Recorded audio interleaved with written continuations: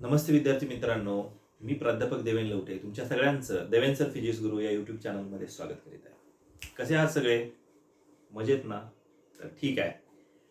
आजच्या या लेक्चरला आपण बघणार आहोत 12वी फिजिक्स मधील पहिला टॉपिक रोटेशनल डायनॅमिक्स यामधील जे नेक्स्ट आर्टिकल आहे expression for angular momentum in terms of moment of inertia हे आर्टिकल आपण बघणार आहोत. एक्सप्रेशन बघायचं आपल्याला अँग्युलर मोमेंटमचं in terms of moment of inertia. या अगोदर पण मी तुम्हाला सांगितलंय अँग्युलर मोमेंटम म्हणजे काय, त्याचा फॉर्म्युला काय. जस्ट आपण या ठिकाणी अँग्युलर मोमेंटम एल या लेटरनं दाखवलं जातं. It is the product of moment of linear momentum and distance from axis of rotation. अशा पद्धतीनं आपण पी इंटू आर अशा पद्धतीनं लिहितो. वेक्टर फॉर्म मध्ये जर लिहायचं झालं तर हे आपण कसं लिहितो बघा. Vector L which is equal to vector R cross vector P आणि जर मॅग्निट्यूड म्हटलं तर आर पी साइन थीटा.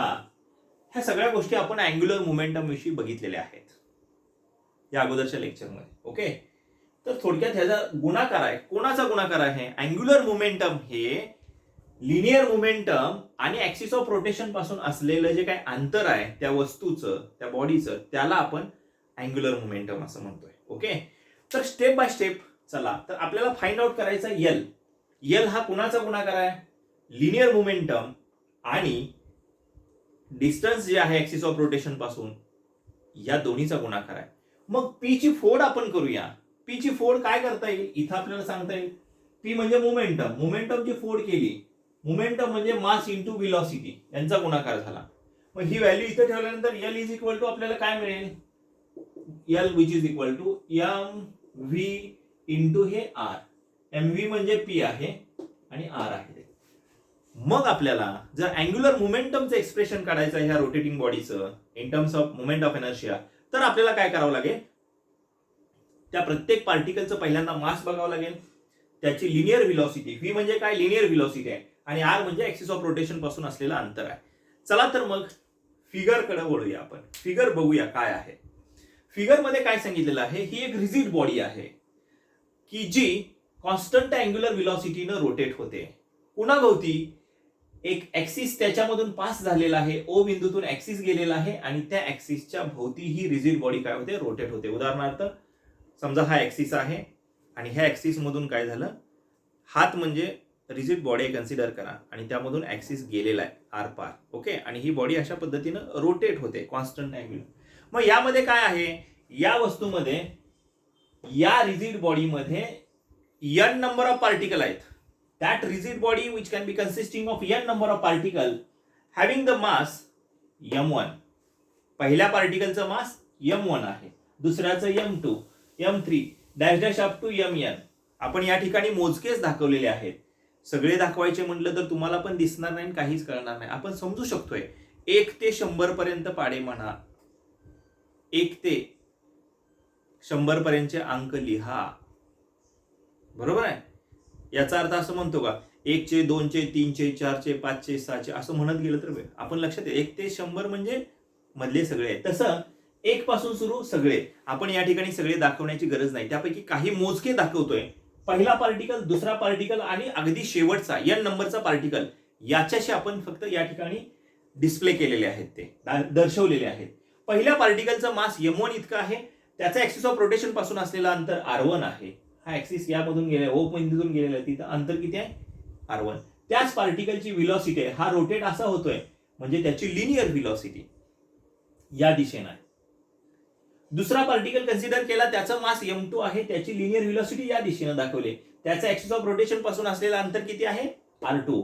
आणि n नंबरच्या पार्टिकलचं मास m इंटू n, त्याचं ऍक्सिस ऑफ रोटेशन पासून असलेलं अंतर rn आहे आणि vn काय आहे? त्याची लिनियर व्हेलॉसिटी. हे आपण या ठिकाणी दाखवलेलं आहे. तर बघूया, आपण एक्सप्रेशन काढूया. अँग्युलर मोमेंटम काढण्या अगोदर आपल्याला काय काढावं लागेल? हा लिनियर मोमेंटम काढावा लागेल. त्या प्रत्येक पार्टिकलचा लिनियर मोमेंटम काढायचं आहे तर त्याचं मास आणि व्हेलॉसिटी काढावं लागेल. मग मास तर त्याचं m1 m2 आहे. व्हेलॉसिटी काढूया. स्टेप बाय स्टेप जाऊया. पहिल्यांदा आपण व्हेलॉसिटी काढूया. तर linear velocity of first particle किंवा डायरेक्ट आपण लिनियर मोमेंटम पण काढू शकतो, त्यामध्ये व्हेलॉसिटी येते. मग linear momentum of first particle, या पार्टिकलचं लिनियर मोमेंटम काढायचं आहे. आपल्याला माहित आहे मोमेंटम म्हणजे संवेग, संवेग म्हणजे मास आणि व्हेलॉसिटीचा गुणाकार. म्हणजे या पार्टिकलचं मास काढायचं आहे, पहिल्या पार्टिकलचं P1 which is equal to mass किती आहे आणि त्याचे व्हेलॉसिटी, त्या दोन्हीचा काय आहे गुणाकार. वस्तुमान आणि वेग यांच्या गुणाकाराला संवेग असं म्हणतो, रेषीय संवेग. तो पहिल्यांदा रेषीय संवेग प्रत्येक पार्टिकलचा काढूया आणि एकदा रेषीय संवेग झाला की मग कोनीय संवेग आपल्याला काढता येईल. त्याला फक्त कशानं मल्टिप्लाय करायचं आहे, आर न मल्टिप्लाय करायचं. Okay, step by step. चला तर मग पहिल्यांदा V1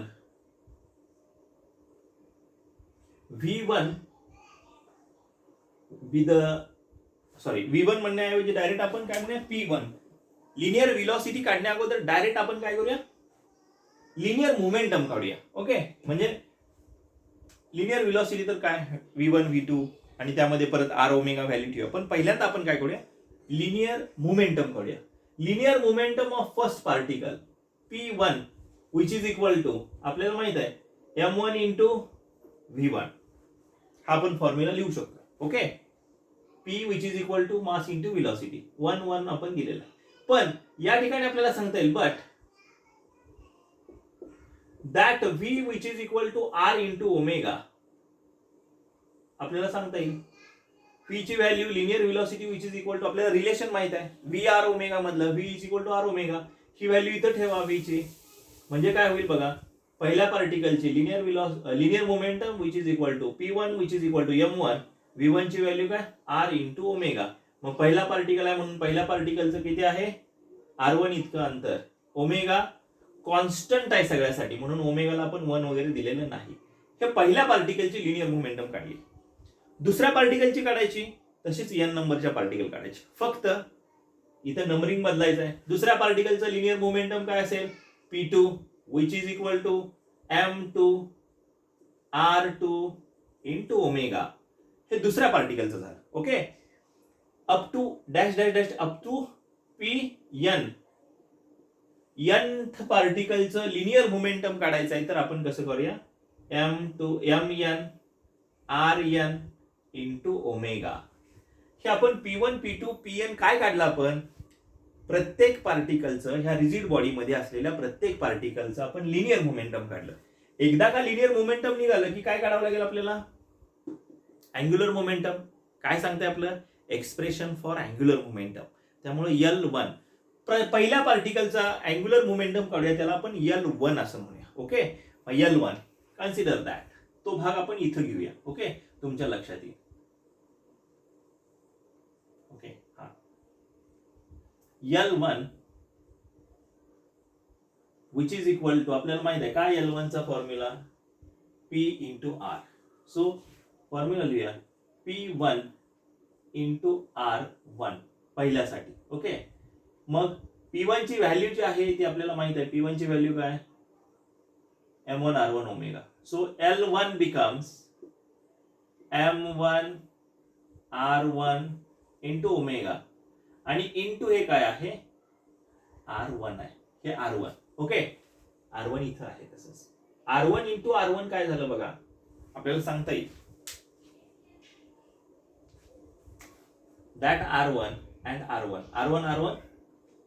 R1 स्क्वेअर होईल. म्हणजेच L1 which is equal to काय M1 R1 स्क्वेअर इंटू काय ओमेगा.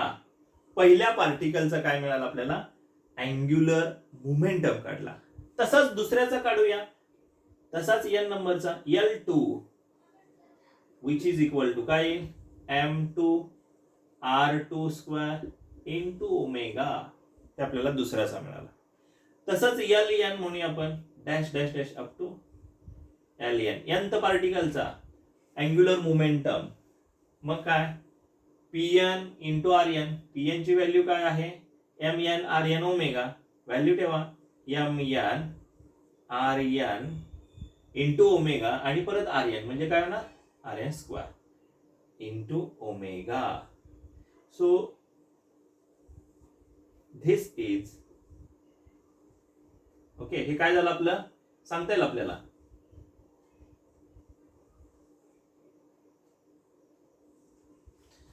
इथपर्यंत आपण व्हॅल्यू काढल्या कुठल्या? अँग्युलर मोमेंटमच्या. आता आपल्याला काय काढायचं आहे? टोटल अँग्युलर मोमेंटम एल, ह्या सगळ्यांची बेरीज होणार आहे. तर मग बघूया, चला इथं लिहूया, पुसून टाकूया ते.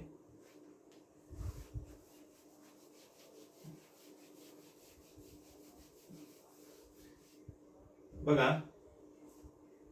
So L which is equal to L1 plus L2 plus dash dash dash up to Ln, यांची बेरीज आहे. So L which is equal to L1 ची व्हॅल्यू काय आहे? ल्या M1 R1 square into omega plus L2 ची value M2 R2 square into omega plus Ln ची value काय येणार आहे? Dash plus Mn Rn square into omega. बरोबर आहे? Mn Rn square into omega. यामध्ये कॉमन तुम्हाला काय निघतंय बघा. कॉमन कुठली गोष्ट आहे? Omega omega omega. बाजूला काढूया कॉमन आणि बाकीची टर्म जशी आहे तशी लिहा. Therefore L which is equal to M1 R1 square plus M2 R2 square plus dash dash up to Mn Rn square. हे ब्रॅकेट मध्ये ठेवूया इनटू काय? ओमेगा. तर ब्रॅकेट मधली टर्म आहे, याच्यासाठी आपण काय करूया? Therefore L which is equal to summation of Mi Ri square I running from 1 to n. हे ब्रॅकेट मध्ये आपण घेऊया. याच्यासाठी आपण समेशन स्वरूपामध्ये लिहिलं. इनटू काय आहे? ओमेगा. मग ही ब्रॅकेट मधली टर्म काय आहे आपल्याला माहित आहे. The sum of product of mass of each particle and square of the distance from axis of rotation, that is called as moment of inertia. So putting here the value of the bracket term L which is equal to I into omega. So this is our final, ह्याची value moment of inertia, final expression for angular momentum, where सांगता येईल इथे खाली, where आपल्याला सांगता येईल काय? Summation of Mi Ri square I running from 1 to n, ह्याची व्हॅल्यू काय? Moment of inertia. ब्रॅकेट मध्ये सांगता येईल आपल्याला. ओके. तर अशा पद्धतीनं आपल्याला थोडक्यात हे फायनल इक्वेशन जे आहे angular momentum which is equal to product of moment of inertia and angular velocity L which is equal to I into omega.